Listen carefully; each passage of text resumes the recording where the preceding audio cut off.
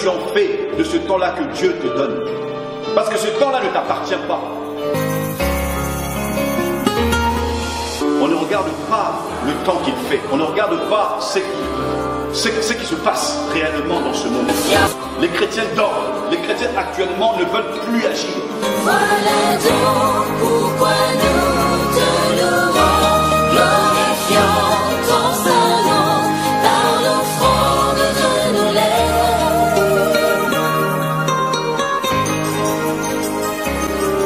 Je vous salue tous au nom de Jésus. C'est encore un moment agréable, un temps merveilleux que Dieu nous a donné de venir encore partager ce message, le message d'aujourd'hui. Notre thème d'aujourd'hui est « Ouvre les yeux, reconnais le temps que nous sommes ». Vous savez, le temps passe. Le temps passe tellement vite qu'on le voit à peine passer. Au moment où je vous prêche actuellement, j'entends le son de l'horloge, de l'aiguille de l'horloge, des secondes qui tournent. C'est-à-dire que c'est un moment que je ne peux pas arrêter, je ne peux pas contrôler. C'est-à-dire qu'il passe. Si vous regardez sincèrement, c'est-à-dire que tout le monde perd du temps. On perd tous du temps. C'est-à-dire que le temps se perd, on ne peut pas le contrôler. Il y a une seule personne qui en est le maître, c'est Dieu. Daniel chapitre 2 dit ceci, que Dieu est le maître du temps. D'accord? Dieu est le maître du temps. Et dans Psaume chapitre 90, verset 4, la Bible dit également que 1000 ans, c'est comme la journée de hier pour Dieu. C'est-à-dire que 1000 années, c'est comme une journée, une seule journée d'hier qui est passée. Et 2 Pierre chapitre 3 dira aussi que un jour, c'est comme 1000 ans, et 1000 ans sont comme un jour devant Dieu. C'est-à-dire que nous, toute personne, toute matière, tout ce qui peut être touché, palpé, est soumis au temps. C'est-à-dire que ce temps-là que nous voyons passer, c'est-à-dire que Dieu on a donné à chaque personne, à chaque être humain, la possibilité, pas de la contrôler, mais de la gérer. De gérer ce temps-là. De gérer le temps que Dieu te donne. D'en faire le bien au maximum. De voir, c'est-à-dire que qu'est-ce que tu en fais de ce temps-là que Dieu te donne? Parce que ce temps-là ne t'appartient pas. Ça appartient au maître du temps. Et il te l'a accordé pour que tu en fasses, pour que tu tires, tu peux en faire quelque chose de bien, d'essentiel, d'important. C'est ça qui est important, actuellement. Nous voyons que notre Dieu se manifeste, notre Dieu agit, notre Dieu fait.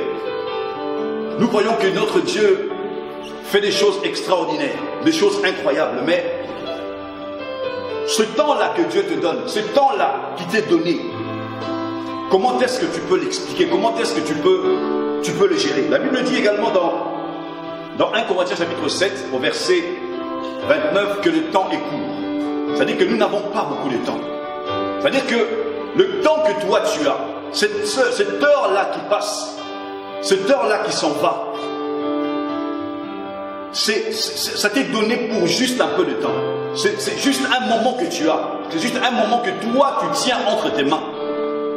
Tu ne la contrôles même pas, mais tu en es soumis.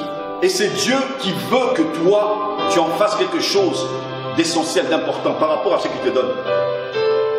Romains chapitre 13 au verset 11 dit une chose, il dit que il est temps, c'est l'heure de vous réveiller du sommeil.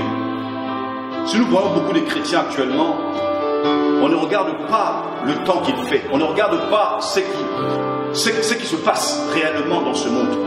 Vous savez, quand Dieu m'a donné ce thème, d'ouvrir les yeux, de reconnaître le temps que nous sommes dans ce monde, de reconnaître ce qui se passe dans le monde. C'est-à-dire qu'on voit beaucoup de gens, on leur a fermé la bouche, on les a ouverts les yeux, on les a ouverts les oreilles. D'accord? C'est-à-dire qu'on te permet de voir, on te permet d'écouter, mais on ne te permet pas de parler. C'est ça qui est très dangereux pour la vie des chrétiens. Pour la vie actuellement, c'est très dangereux. Les chrétiens ne se reconnaissent pas. Les chrétiens ne reconnaissent plus leurs droits. C'est pour ça que l'apôtre Paul dit aux Romains, il dit, c'est l'heure de vous réveiller du sommeil. C'est-à-dire que les chrétiens sont endormis. Les chrétiens dorment. Les chrétiens actuellement ne veulent plus agir. C'est-à-dire que toutes les décisions qui sont prises, c'est-à-dire que même les chrétiens en sont soumis. Et ça, c'est très dangereux. Ephésiens chapitre 5 au verset 16, je veux prendre ce verset. Ephésiens chapitre 5 au verset 16. C'est le thème, c'est le verset principal. Il y aura d'autres versets, mais ça c'est le verset principal. La Bible dit ceci. Rachetez les temps, car les jours sont mauvais. D'accord? Rachetez le temps, car les jours sont mauvais. C'est la même chose aussi dans Colossiens chapitre 4, verset 5, il parle aussi de racheter les temps. Il dit, conduisez-vous avec sagesse parmi ceux du dehors, mais rachetez le temps. D'accord? Racheter le temps. Ça veut dire quoi? Racheter, ça vient d'un mot grec qui signifie exagorazo. Agora signifie un lieu public, un marché. D'accord? Quand on parle de exagorazo, ça veut dire que il faut avoir un pensée comme un commerçant. La pensée comme un commerçant. C'est-à-dire que c'est comme si tu as quelque chose entre tes mains, tu vas voir comment est-ce que tu peux l'utiliser pour en tirer profit. D'accord? C'est-à-dire que tu as cette chose-là, Dieu te le donne. Mais qu'est-ce que tu peux faire maintenant pour en profiter de ce temps-là? C'est ça, racheter. Dieu te donne le temps, il te donne, il te dit ça c'est pour toi. Maintenant, qu'est-ce que tu en fais maintenant de ce temps-là? Ok, c'est-à-dire que avoir une pensée commerciale, avoir tiré profit de ce que Dieu te donne, et ex, ça veut dire tirer hors d'eux. C'est-à-dire, qu'est-ce que tu fais de ce temps-là? Racheter le temps, tire profit du temps que Dieu te donne. Pourquoi? Parce que les jours sont mauvais. Je ne sais pas s'il y a beaucoup de gens qui pourront dire actuellement que oui, on vit bien, tout va très bien. Je m'en sors dans tout ce que je vois, ça veut dire ça va. Écoutez, on est en train de confiner les gens. C'est le reconfinement. Ça avait commencé en mars, avril. On est en train de reconfiner les gens. C'est-à-dire que si tu ne respectes pas certaines lois dans certains pays, l'amende va jusqu'à 25 000 euros. Écoutez un peu ça. Jusqu'à 25 000 euros. C'est-à-dire que les temps ne sont pas mauvais, mais les temps sont très mauvais. Les temps sont très difficiles. C'est à toi maintenant de voir ce que tu fais de ce temps-là.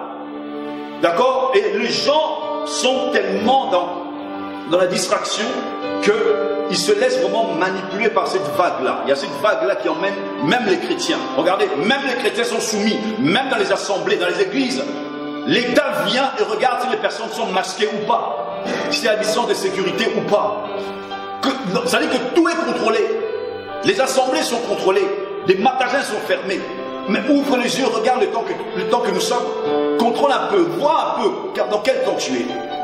Qu'est-ce que tu en fais? La version Semeur, la Bible Semeur dit ceci: mettez à profit les occasions qui se présentent à vous. C'est-à-dire que tout ce que tu vois, tout ce que le temps te donne, essaie de mettre ça à profit pour ton avantage. D'accord? Essaie de profiter au maximum. Essaie de voir au maximum, de tirer profit de ce temps, parce que le temps ne t'appartient pas. Le temps appartient à Dieu. Il te le donne, il te permet de vivre dans le temps pour en tirer au maximum le profit.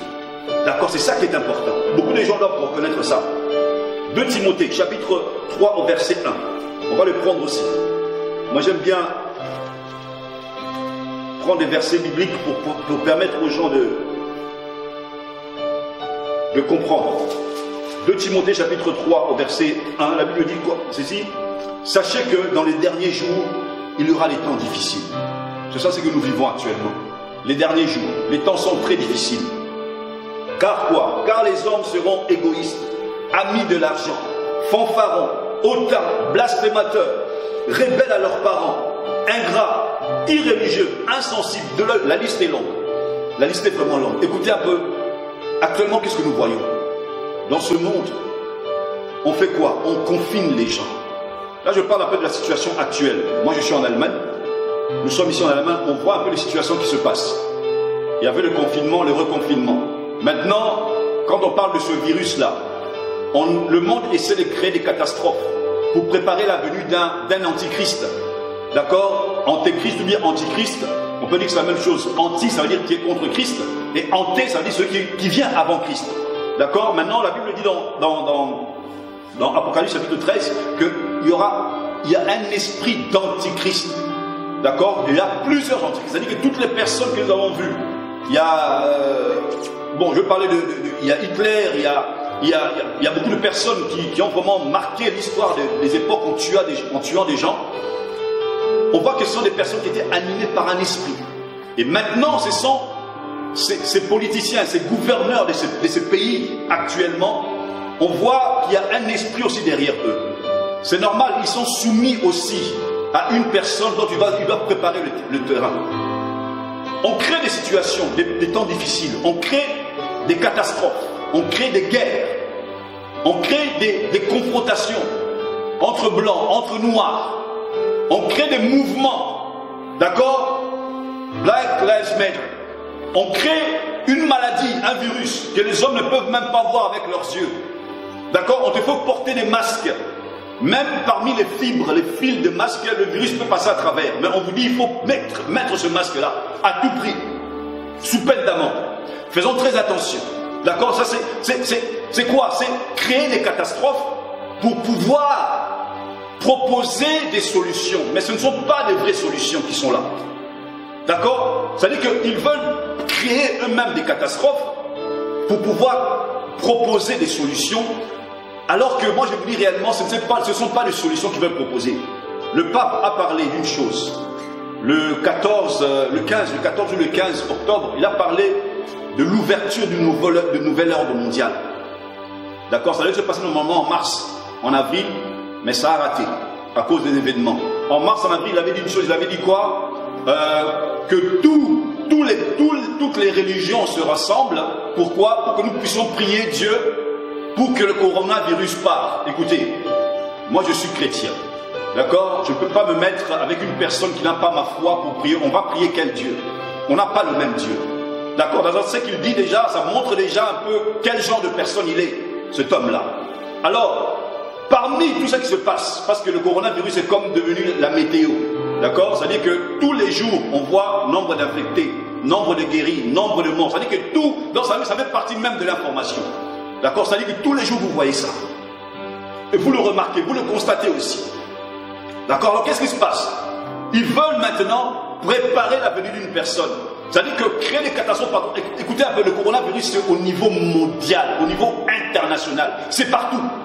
D'accord? C'est-à-dire qu'ils veulent dans chaque pays créer cette catastrophe-là, créer un désordre commercial dans tous les domaines de l'économie, partout, politique, tout ce que vous voulez, créer des guerres, des confrontations pour présenter une personne qui va venir maintenant apporter la paix, la solution. Alors maintenant, nous les chrétiens, on voit, on remarque tout ça. Mais qu'est-ce que nous faisons du temps que Dieu t'a donné? On veut quoi? On veut nous confiner dans les maisons. Restez chez vous dans les maisons. Et quand vous restez dans les maisons maintenant, on vous met quoi? On vous met des films. Netflix prend le relève. Maxdome prend le relève. Amazon prend le relève. D'accord? C'est-à-dire qu'on veut maintenant vous mettre dans des impasses. Dans des acasses, comme on dit ça en allemand. C'est-à-dire que tu n'as plus le choix que de regarder. Si tu n'aimes pas le sport, on va te mettre des séries. Si tu n'aimes pas des séries, on va te mettre des quoi? On va te mettre du sport. Si tu n'aimes pas le sport, on va te mettre des films qui vont t'attirer. Si tu n'aimes pas les films, on va te mettre des sitcoms. C'est-à-dire qu'on veut que tu sois distrait. Il y a un slogan de Prozim, une seule allemande ici, qui dit quoi? We love to entertain you. C'est-à-dire on aime te divertir. Non, moi je dis qu'on aime te distraire. Ils veulent te distraire. C'est te mettre, c'est t'aveugler qu'ils veulent. Ce n'est pas ça. Chrétien, qu'est-ce que toi tu fais? Qu'est-ce que tu fais de ton temps? Tu marches comment? Tu vis comment? Les temps sont difficiles. Il y a une sœur qui a partagé la semaine passée, je pense, une vision qu'elle a eue. Elle a dit que je veux le monde ténébreux, mais ténèbres, mais c'était pas possible. C'est-à-dire qu'elle a dit que je n'ai jamais vu le ténèbre pareil. Moi j'ai dit, mais Dieu te montre que les temps sont difficiles. Mais les chrétiens, qu'est-ce que nous faisons? On passe notre temps à être dans la distraction, à regarder la télévision. Il y a des personnes qui restent jusqu'à 2h, 3h, 4h du matin à suivre des séries. Ils n'ont même pas le temps de prier. Mais comment tu te comportes? Quel genre de chrétien tu es? Quel genre de chrétien es-tu? Les temps sont difficiles. Ouvre les yeux, regarde le temps que nous sommes. On nous ferme la bouche. Même les intellectuels, on les ferme la bouche. Tu ne peux rien dire. On te laisse seulement voir et écouter. Te soumettre aux décisions qui sont prises. Tu ne peux pas revendiquer. Regardez un peu toutes les personnes qui revendiquent, soit on les tue, carrément. Il y a un politicien qui a osé s'élever, ici en Allemagne, contre tout ce qui se fait là par le coronavirus. Tellement qu'il faisait partie du gouvernement. Après, 10 jours après sa revendication contre le coronavirus, il a dit les vérités. 10 jours après, il est mort. On l'a fait passer. Il est passé.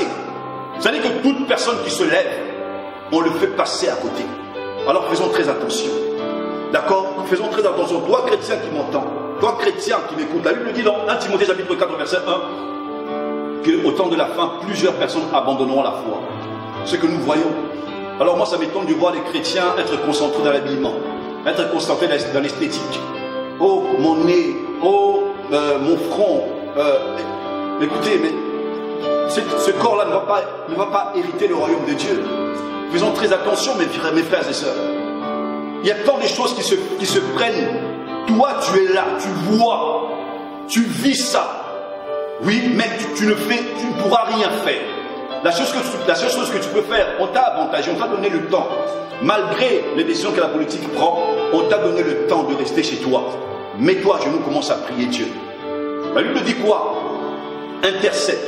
Priez pour le pays dans lequel Dieu vous a ramené, parce que votre bonheur dépend du sien.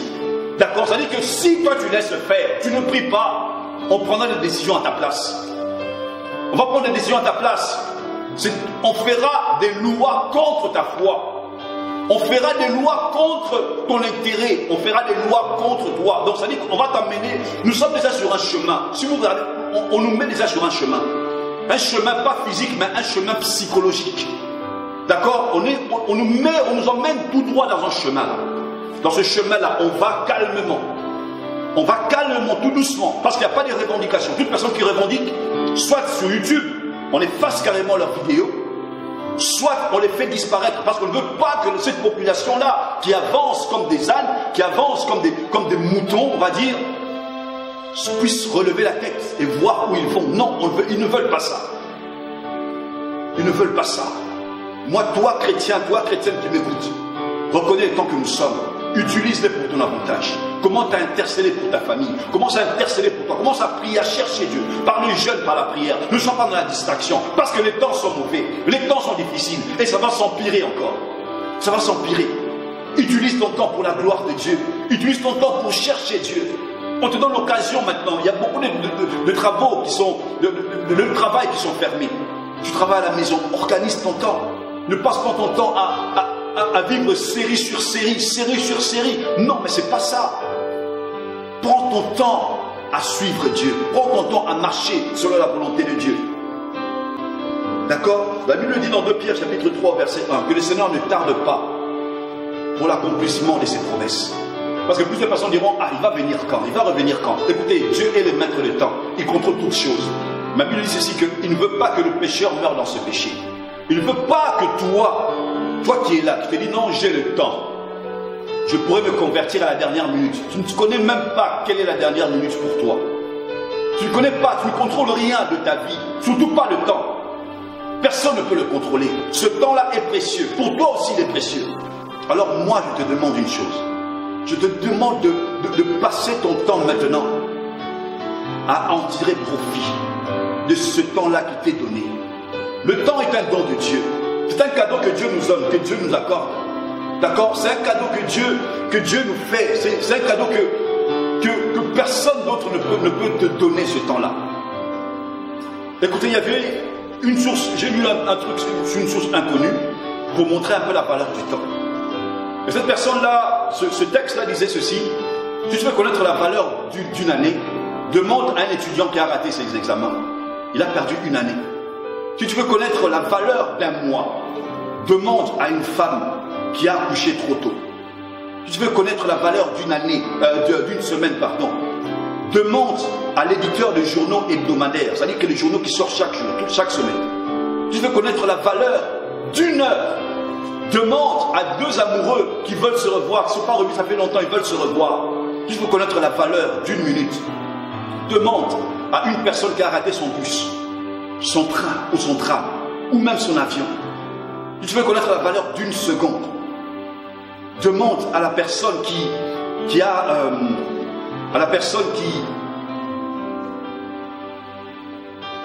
il parlait de quoi? À la personne qui a perdu quelqu'un dans un accident. La valeur d'une seconde. Et si tu veux connaître la valeur d'un millième de seconde, demande à la personne qui a gagné une médaille d'argent aux Jeux Olympiques ou à n'importe quelle compétition. D'accord? millième de seconde. C'est-à-dire qu'il aurait pu avoir la médaille d'or, mais à cause de millième de seconde, il a la médaille d'argent. Écoutez, c'est essentiel. C'est-à-dire qu'à chaque situation, tu dois reconnaître la valeur du temps. À chaque situation que tu passes, reconnais la valeur que le temps que Dieu te donne. Qu'est-ce que tu en fais de ce temps-là? Tu l'utilises pourquoi? Il y a tant de choses vaines que nous utilisons. Moi, le temps que je prends maintenant pour vous annoncer la parole, c'est un temps que je consacre à Dieu. D'accord? C'est un temps que je consacre à Dieu. Et j'aimerais bien que chaque chrétien prenne le temps maintenant de considérer que Dieu, le temps que Dieu lui a donné. D'accord? 1 Jean chapitre 2 au verset 18 dit ceci. Petits enfants, c'est la dernière heure. On parle encore de l'heure. D'accord? 1 Jean chapitre 2 verset 18. Petits enfants, c'est la dernière heure. Et comme vous avez appris qu'un antichrist vient, il y a maintenant plusieurs antéchrists. Par là, nous connaissons que c'est la dernière heure. Beaucoup de personnes, beaucoup de présidents qui sont venus, beaucoup de présidents qui ont été ici, qu'est-ce qu'ils disaient? Que non, on doit laisser la place. Même des pop stars que nous voyons, même ces personnes-là, plusieurs parlent de chief command, plusieurs parlent donc ça veut dire qu'ils veulent préparer, que ce soit les chefs religieux, les chefs politiques, des économistes, c'est-à-dire que les hommes d'affaires, tous parlent de la venue d'une personne. C'est-à-dire qu'eux, ils sont tous animés par cet esprit-là, parce qu'ils sont soumis à cet esprit-là. Ils ont donné leur âme à cet esprit-là, à cet esprit d'antéchrist. C'est-à-dire qu'ils sont là, ils sont contre Christ, et ils veulent aussi préparer le chemin. C'est-à-dire que nous voyons tout ce qui se passe actuellement. Nous considérons tout ce qui se passe actuellement. C'est-à-dire que toutes les personnes, toi qui es là, on voit que dans toutes les décisions qui se prennent, même l'Église n'est pas épargnée. Qui que tu sois, l'Église n'est pas épargnée. Quel pasteur peut se lever maintenant pour dire que non, moi je m'oppose, je vais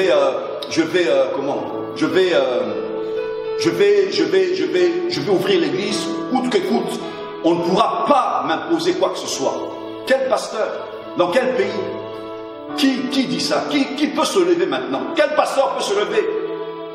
Eux tous, non, sont soumis.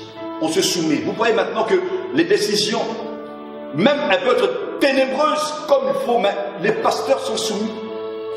Les pasteurs sont soumis. C'est-à-dire qu'ils se battent, on nous fait battre, on nous montre que nous combattons contre quelque chose qu'on ne voit même pas. Le virus, tu vas le voir comment? Tu vas voir comment ce virus-là. On te fait porter un masque. On met des barrières, des vitres partout. Dans chaque magasin, tu vois des vitres. C'est-à-dire que partout où tu passes, tu vois des choses, mais tu toi-même te dis, mais on nous prend pour qui? On nous prend pour qui? Franchement, c'est incroyable. On nous prend pour qui? C'est-à-dire que tu vas quelque part, c'est comme si tu avais, je ne sais pas quelle maladie, on te peut porter un masque, c'est-à-dire que tu ne peux pas parler, ou voir, regarde, vois seulement ce qu'on te fait. Écoute, pour obéir, vois ce qu'on te fait, tu ne peux pas appliquer, tu ne peux pas ouvrir ta bouche. D'accord? Mais ouvre ta bouche devant Dieu, prends le temps de prier, prends le temps d'invoquer ton Dieu. C'est quand si on te ferme la bouche, si les hommes veulent te fermer la bouche, prends, va ouvrir ta bouche devant lui, dis Seigneur, je ne veux pas ça, change les situations. C'est ça ce que le Seigneur veut. Ce n'est pas pour rien que nous sommes sur la terre. La prière du juste a une grande efficacité, c'est ça ce que les chrétiens oublient. Reconnais tant que nous sommes, c'est le temps de te mettre à genoux, c'est le temps de prier pour que les situations changent, pour que les situations puissent avancer en notre faveur. D'accord? Sinon, c'est nous qu'on va manipuler. Parce qu'on le fait déjà. Les hommes, on le fait déjà. Dans chaque pays, tu vois, on le fait déjà. On dit qu'il y a un virus par-ci, un virus par-là. On paie même des morts, des personnes qui sont soi-disant mortes. On leur dit, oui, on va vous payer, mais dites que votre frère, votre soeur, votre père, mère est mort du corona. Même dans certains hôpitaux, quand tu rentres, même si tu es en bonne santé, tu ne vas pas sortir, tu ne vas plus sortir. C'est-à-dire que c'est une occasion maintenant pour avoir une preuve que la personne est morte du corona. C'est-à-dire qu'on cherche des morts, on cherche des preuves. On voudrait réellement que les gens restent dans leur maison. On veut que les gens, on veut tout fermer. Et ça va s'empirer encore. Mes frères, mes sœurs, ouvrez les yeux, regarde le temps que nous sommes. C'est un moment très difficile. On ne peut pas nous laisser manipuler.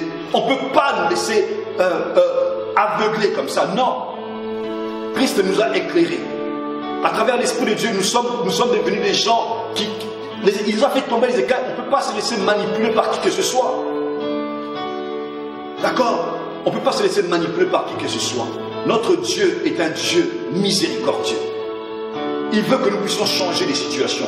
Changer vraiment là où tu es. Qu'on voit réellement qu'il y a un changement. Que ta façon d'être, ta façon d'agir, ta façon de parler puisse être autre. Que tu reflètes vraiment ce chrétien-là, fervent d'esprit, ce chrétien de prière. C'est ça, c'est que le Seigneur veut que nous fassions. Notre Dieu est merveilleux, il est miséricordieux, il est vraiment un Dieu d'amour. Le Seigneur ne tarde pas. On parle du temps. L'Antéchrist sait, il y a une personne qui sait qu'il n'a pas le temps. C'est le diable. Apocalypse qui dit qu'il est descendu avec un ardent colère, sachant qu'il a peu de temps. D'accord? Les hommes croient qu'ils ont le temps du monde, mais Satan sait bien utiliser son temps, plus que toute personne dans ce monde. Il sait bien utiliser son temps. Parce qu'il sait qu'il n'a pas le temps. C'est pour ça que je vous ai dit dans 1 Corinthiens chapitre 7, verset 29, il dit que l'apôtre Paul dit au Corinthiens, le temps est court, t'oses en a tenté, il n'y a plus le temps. Il n'a plus le temps, tu n'as pas le temps. Chrétien, toi et moi, on n'a pas le temps. Si tu ne t'engages pas, si tu ne prends pas la décision de te mettre à genoux pour prier, pour que les situations changent, mon frère, ma soeur, tu vois, on va t'amener, malgré le Christ qui vit en toi, malgré la fierté que tu as d'être chrétien, on va t'emmener comme un mouton à l'abattoir. Parce qu'on est en train de liquider beaucoup de personnes. Beaucoup de chrétiens sont rentrés dans les hôpitaux, ils ne sont pas sortis. Malgré leurs prières, malgré leurs jeûnes, ils ne sont pas sortis. Beaucoup de chrétiens. Alors qu'est-ce que vous faites? Est-ce que vous allez vous laisser mener comme ça? Non. Les prières changent les situations, les prières changent les choses. Le temps que nous sommes confinés, prions. Le temps que nous sommes confinés, cherchons Dieu. Le temps que les magasins sont fermés, cherchons la face de Dieu. Par le jeûne, par la prière.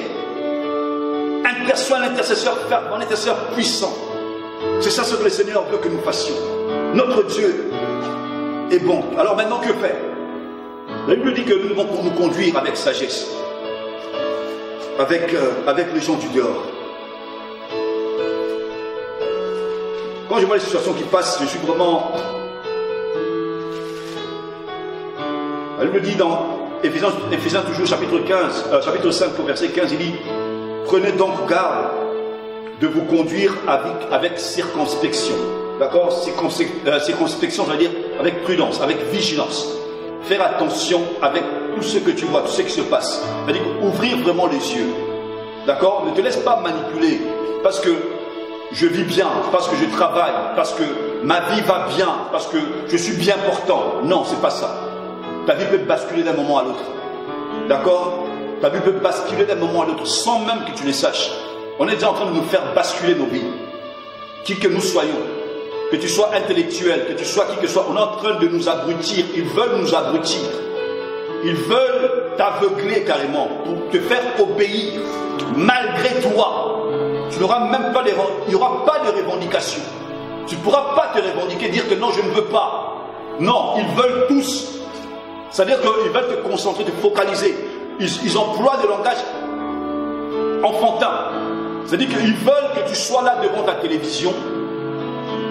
Tu restes là, tu ne dis rien. Tu regardes ce qu'on te donne. Tu manges ce qu'on te donne. Tu t'habilles comme ils veulent. Tu fasses tout ce selon eux. D'accord? Ça dit qu'ils veulent tout ce qu'ils veulent que tu fasses, que tu le fasses. Tout ce qu'ils veulent que tu manges, que tu manges. La façon de t'habiller. Ils veulent même contrôler ta façon de penser. Regardez un peu, et ce n'est pas d'hier. Ça a toujours été comme ça. Ça a toujours été comme ça. S'ils veulent créer des guerres, ils vont créer des guerres. S'ils veulent créer des troubles, ils vont créer des troubles. S'ils vont créer des incompréhensions, ils vont créer des incompréhensions. Toi, reste calme, obéis seulement. Ça, c'est quel monde? Il y a une personne qui avait dit ceci, c'est pas parce qu'on ne voit pas les chaînes que nous sommes libres. D'accord? Les chaînes ne sont plus là, les chaînes physiques ne sont plus là. Les menottes physiques ne sont plus là.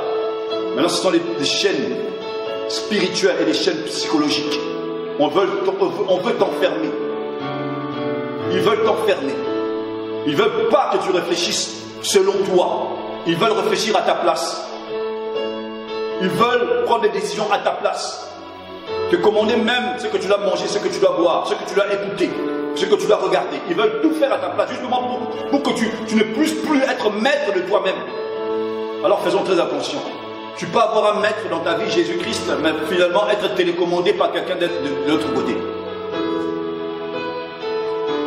Si Jésus-Christ est le maître de ta vie, laisse-le aussi commander ta vie. Beaucoup de gens, ils disent que Jésus-Christ est le maître de ma vie, mais ils sont télécommandés par le monde, télécommandés par Satan. D'accord? C'est-à-dire qu'ils disent que non, maintenant c'est décolleté, c'est à la mode. Toi tu es chrétien, mais décolleté terrible, mini-jupe, grave. D'accord? C'est-à-dire que c'est le monde qui dirige ta vie. C'est le monde qui prend une décision pour toi. Oh, c'est à la mode maintenant. C'est in.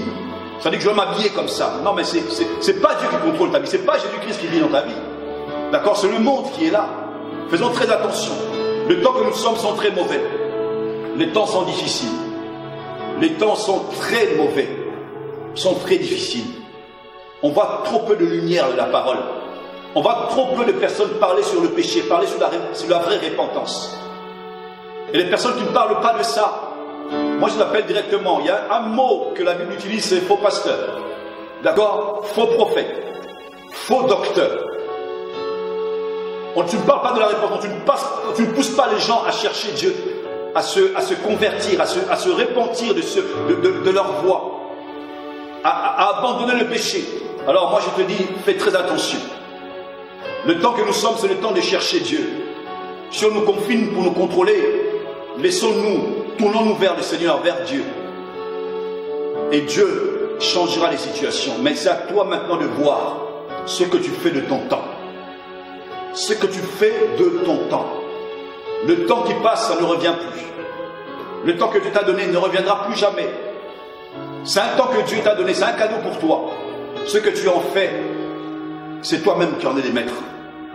Alors actuellement, ce que nous voyons dans le monde, bien aimé, c'est très désagréable, ça fait vraiment mal. Ça fait très mal de voir ça. Ça fait très mal de voir toutes ces choses se passer. Ça fait très mal de voir donc on a même provoqué même des guerres, faire couler le sang pour certaines personnes, même ça. C'est comme tuer une mouche. D'accord? Combien de personnes sont mortes du corona juste pour avoir des preuves? Mettre fin à la vie d'une personne. J'ai vu des images atroces, terribles. Oui. Il y avait dans un pays, je pense que c'était quelque part en Inde, il y avait une maman qui était malade, les enfants les ont emmené leur mère à l'hôpital. Et qu'est-ce qui s'est passé? C'est que, quelques temps après, on les a appelés, on leur a annoncé que la maman était morte. Alors les enfants sont levés et disent non, on veut voir notre mère. Ils disent non, elle est déjà à la morgue et tout ça. On dit non. C'est-à-dire qu'ils ont fait pression. Et avec leur caméra, leur téléphone portable, ils sont partis filmer leur mère.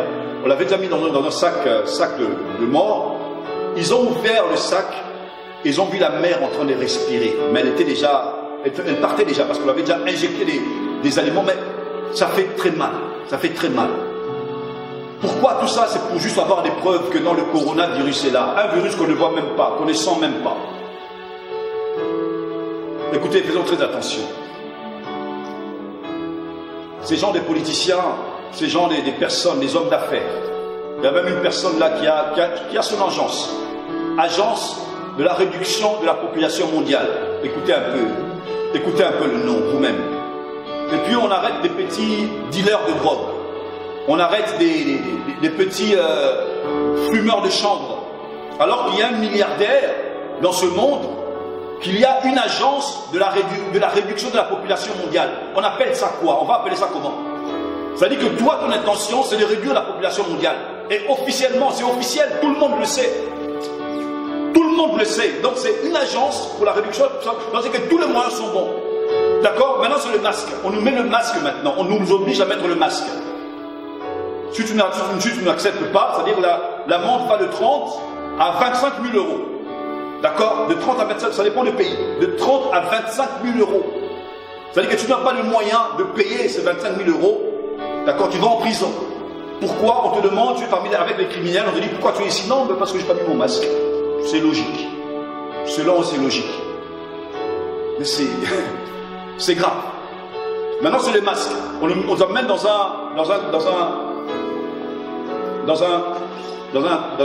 une route fermée, une impasse. Une fois que tu seras là, tu n'auras plus le moyen de te sortir, ni de te retourner. Tu seras là contre mur. D'accord? Et contre ce mur-là, tout ce qu'on va te proposer, que ce soit vaccin, que ce soit sirop contre quoi, que ce soit... Donc ça veut dire qu'on va ouvrir seulement une toute petite porte. On va te dire, si tu veux réussir, passe par là. Vaccin. Avant de faire un voyage, vaccin. D'accord? C'est d'abord le test. Hein. Le test, d'abord, tu as papier, mais après, ce sera le vaccin. Et tout ce qu'on mettra dans ce vaccin-là, mon frère, ma soeur, je ne sais pas, que Dieu nous protège. Que Dieu nous protège, franchement. Comportez-nous avec sagesse avec ceux du dehors. D'accord? Soyons prudents, soyons vigilants. Et puis, veillez sur ta conduite. N'oublie pas que le temps est très mauvais. Chrétien, moi, c'est à toi que je parle. Chrétien, c'est à toi que j'adresse ce message. Où que tu sois. Toi qui es ici, ou toi qui m'écoutes bien, qui écouteras ce message par après, je demande réellement que tu puisses ouvrir tes oreilles. Le temps que Dieu te donne, c'est pour toi. Tu es le maître de ce que tu en fais. Mais quand Dieu parle de racheter le temps, il veut que tu puisses en tirer profit. En faire quelque chose de rentable. Faire quelque chose qui te sera favorable par rapport à ce temps que Dieu t'a donné. Alors moi je te demanderais de chercher la face de Dieu. Autant que nous sommes, parce que le temps va s'empirer. Vous savez, c'est sur la terre qu'il y a la crise. Hein? Au ciel, il n'y a pas la crise.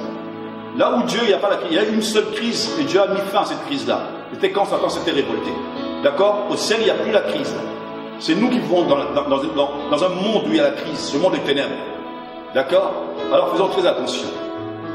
Toi, si tu te tournes vers Dieu, même s'il y a des petits serpents qui te mordront, sache que tu auras toujours les yeux fixés et le Seigneur te donnera toujours la possibilité de t'en sortir.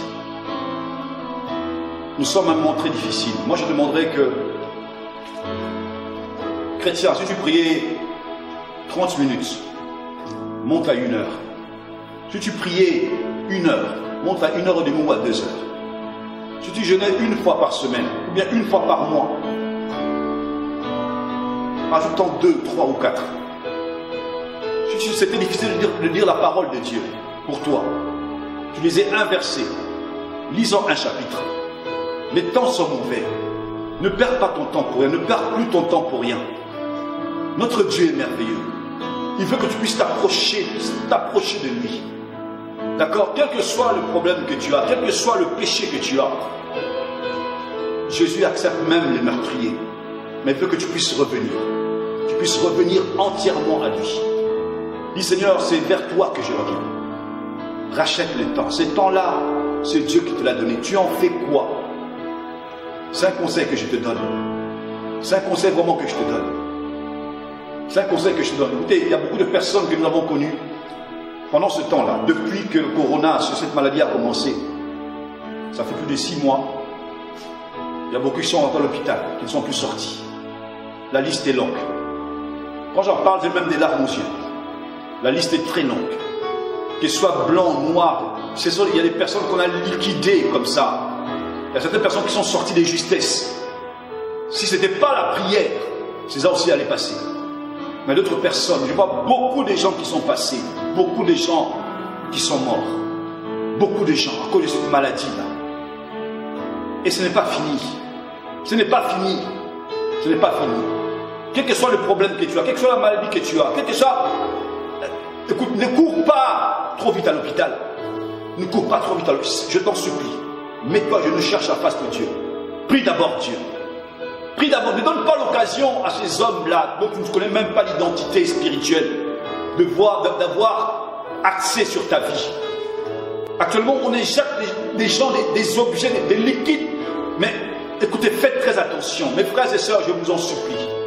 Faites très attention. Quel que soit le problème que tu as, mets-toi d'abord à genoux avant de te déplacer, avant d'aller quelque part. Mets-toi à genoux. Ne donne pas accès à qui que ce soit pour ta vie. Ta vie est précieuse. Ta vie a de la valeur aux yeux de Dieu. Ne donne pas accès à n'importe qui. Tu as de la valeur aux yeux de Dieu. Tu as du prix aux yeux de Dieu. Tu as du prix aux yeux de Dieu. Que Dieu te bénisse, que Dieu vous bénisse pour ce message. On va fermer les yeux, on va prier. Seigneur, nous te bénissons parce que tu es merveilleux. Nous te bénissons parce que ta parole dit que tu as donné ta parole et la parole nous guérit. Je demande qu'à travers ce message, Père, que tu puisses parler à ton peuple. Que tu puisses fortifier, Père. Encourager. Bénir. Relever, Papa, tous ceux qui étaient fatigués. Papa, ma prière aujourd'hui est que tu puisses ouvrir les yeux de tous ceux qui étaient aveuglés. D'enlever les écailles de tous ceux qui étaient voilés. De réveiller du sommeil de tous ceux qui étaient en train de dormir. Père, que ce message puisse être un message d'avertissement dans la vie de mes frères et de mes sœurs, partout où qu'ils soient. Que tu puisses te révéler à eux à travers ce message, le pousser réellement, qu'une onction spéciale entre en eux, pour le pousser à se lever dans la prière, à se lever, à te rechercher, corps, âme et esprit. Que ta grâce, Père de gloire, soit sur eux. Au nom de Jésus. Au nom de Jésus. Je demande que ta protection divine soit également dans la vie de tout frère, tout sœur, toute sœur, où qu'ils soient. Que tu puisses les protéger, les couvrir par ton sang précieux. Que ta grâce soit sur eux, Père. Qu'ils ne soient pas victimes, Père des gloires, de toutes les décisions qui seront prises dans leurs états à travers cette pandémie. Père, mais que tu puisses les protéger et les garder. Dans le nom de Jésus, nous avons ainsi prié. Que Dieu vous bénisse. Partagez cette vidéo. Que la main de Dieu soit sur vous. Bénis aussi d'autres frères et d'autres sœurs pour qu'ils puissent recevoir ce message. Qu'ils puissent écouter ce message. La pratiquer. Réellement que ce message puisse changer de vie. Puisse réellement... Tu puisses à travers ce message toucher ton frère, ta sœur. Partage cette vidéo, abonne-toi. Et afin que tu puisses encore recevoir d'autres messages, d'autres conseils, d'autres avertissements de la part du Seigneur. Que le Dieu de grâce nous fasse grâce de nous accrocher encore à lui. Que Dieu vous bénisse.